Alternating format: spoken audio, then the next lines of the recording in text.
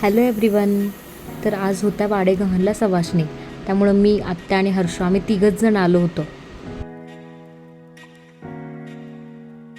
कुठे आंबा? कशी करते आंबा?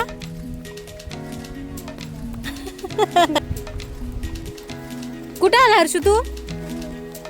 कुठे आला? लांब आला का? आला ना? आम्हाला रोज रोज लांबच जायचं असतं, त्यामुळे त्याला म्हटलं आलास का फायनली तू लांब.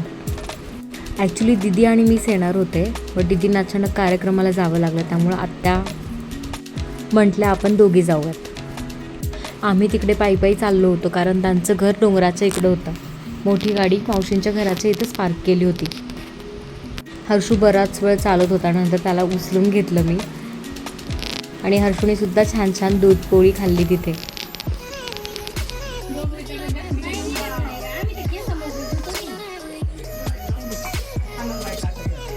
जेवण वगैरे झाल्यानंतर थोडा वेळ बसलो तिथं, त्यानंतर तिथून निघालो.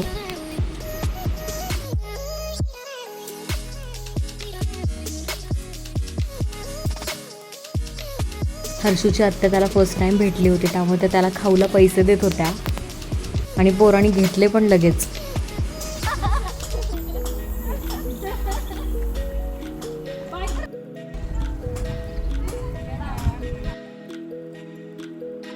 खाली जाता जाता आम्ही श्रेयस दादाच्या घरी गेलो. हर्षूला म्हटलं श्रीतेज असेल त्याच्यासोबत खेळायला, बट श्रीतेज तर झोपला होता छान झोळीमध्ये.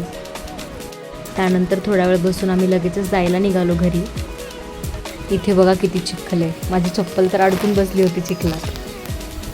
बट हर्षू काही नाही, हर्षूला तर सगळं एन्जॉय करायचं असतं, त्याला एकटं चालायचं होतं इथं. पण खूप छान वातावरण झालं होतं.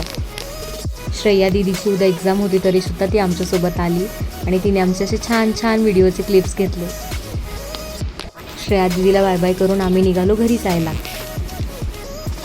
हर्षू तर आज दुपारी बिलकुल पण झोपला नव्हता. बाहेर कुठं जायचं म्हटलं की आम्हाला झोप बीप काही नसती. गाडी स्टार्ट झाल्यावर लगेचच आत्यांच्या मांडीवर तो झोपून गेला. तुम्हाला आजचा ब्लॉग कसा वाटला नक्की सांगा. भेटूयात नवीन व्हिडिओमध्ये. बाय.